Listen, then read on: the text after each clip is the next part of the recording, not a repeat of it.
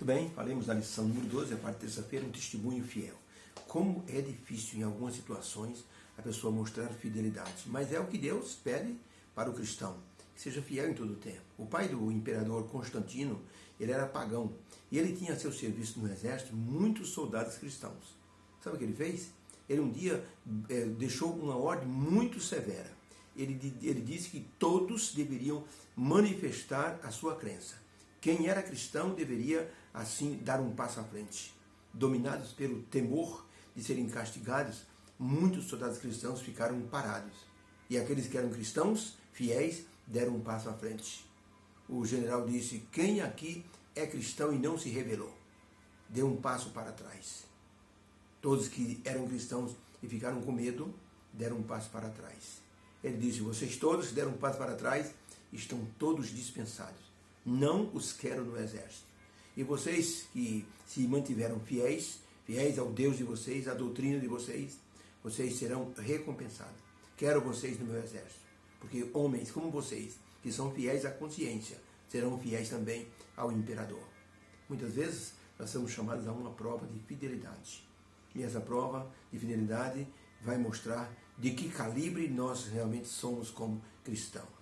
Mostrar ser fiel exige, na verdade, muita firmeza de caráter, principalmente se estivermos em um lugar assim que não é o nosso contexto social, entre um povo de uma cultura e costumes bem diferentes, pessoas com vontade de criticar e de discriminar. Aí ser fiel realmente significará uma prova muito grande para a pessoa mostrar que realmente crê naquilo que está assim pregando ou que diz que a pessoa é.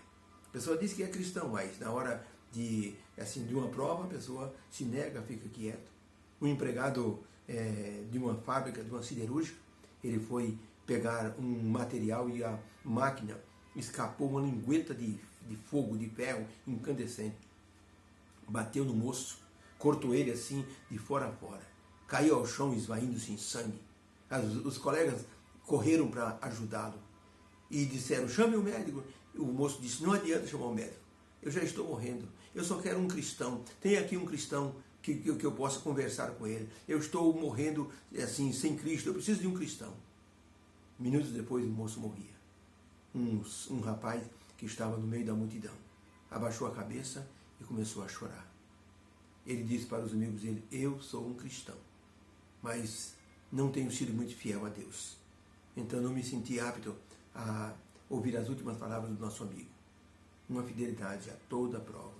É o que Deus pede, é para todos nós. Pergunta número 4 diz o seguinte: diante dos acontecimentos, que problemas surgiram para Mardoqueu, ou Mordecai, de acordo com a tradução? No livro de Esther, capítulo 3, diz assim: depois dessas coisas, o rei Assuero, ele engrandeceu a Amã e o exaltou e pôs o seu assento acima de todos os príncipes que estavam com ele. E todos os servos do rei que estavam na porta do rei se inclinavam e se prostravam perante Amã, porque assim o rei tinha ordenado. Porém, Mardoqueu não se inclinava diante de Amã. Então os servos do rei que estavam à porta disseram para Mardoqueu: por que transgrides o mandado do rei?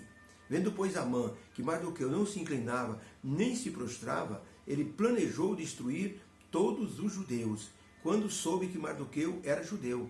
Amã disse ao rei Assuero: rei, existe espalhado e dividido entre o nosso povo um povo diferente, com leis diferentes que eles não obedecem àquilo que o rei decreta.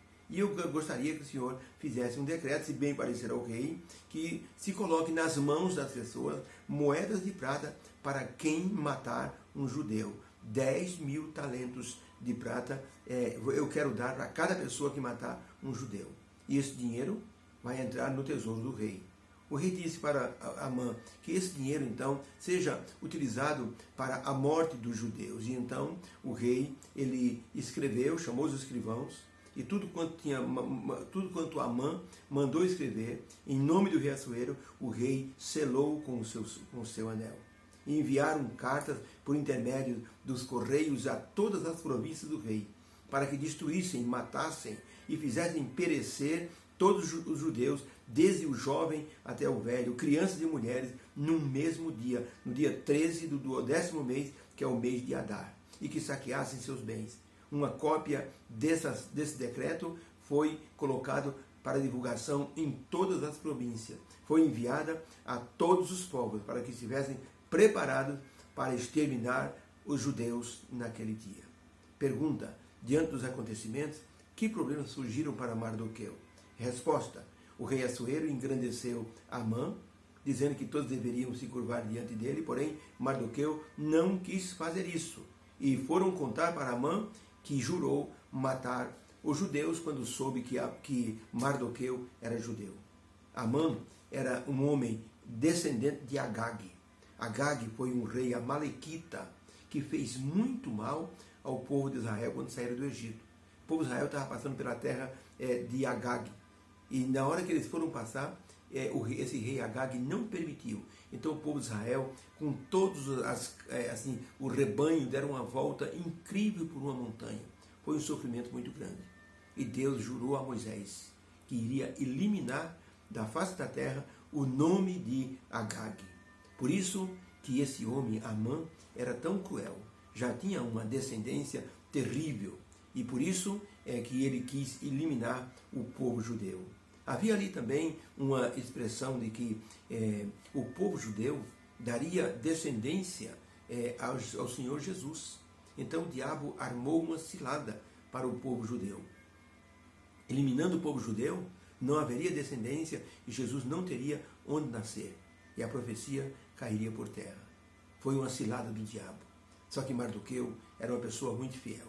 Ele nunca se curvou a homem algum. E quando Amã passava e todo mundo se prostrava dele, Mardoqueu ficava olhando para Amã, dizendo: bom dia, senhor Amã. E Amã olhava para ele com um olhar envenenado. Por isso, a fidelidade de Mardoqueu foi provada nesse momento. Ellen White escreveu no livro Profetas e Reis, na página 216, o seguinte: em todos os tempos, o Espírito Santo fez dos verdadeiros filhos de Deus a luz para todos os povos. José foi um portador de luz do Egito. Daniel e seus amigos foram em Babilônia. E Mardoqueu e Esther foram brilhantes luzes ali nas cortes reais da Pérsia. Fidelidade significa apego aos princípios da palavra de Deus, apesar da circunstância. Um imperador disse a um arquiteto: faça-me uma arena, e se você fizer bem feito, eu vou coroar você na frente de todo mundo. Quando a arena ficou pronta, o imperador mandou pegar 150 cristãos, jogou na arena e soltou as feras para devorá-los. O arquiteto disse: majestade, se eu soubesse que o senhor ia fazer essa arena para matar cristãos, eu não teria feito. O imperador disse: mas por quê? Ele disse: porque eu também sou um cristão. Foi então arrancado do palácio e jogado na arena e destroçado pelos animais ferozes. Que fidelidade, que coragem desse arquiteto. Devemos ter essa coragem, devemos ter essa ousadia. Deus pede que nossa fidelidade seja aprovada e Ele nos dará força para suportarmos as provações. Obrigado, meu Deus, porque o Senhor colocou nas mãos de um homem sincero, Mardoqueu, o testemunho de uma vida perfeita. Ajuda-nos, Senhor, com o Espírito Santo, a termos também essa ousadia de testemunharmos do Senhor, mesmo em momentos que nos pareçam extremamente difíceis. Te agradecemos em nome de Jesus. Amém. Beijo no coração. Deus abençoe a todos.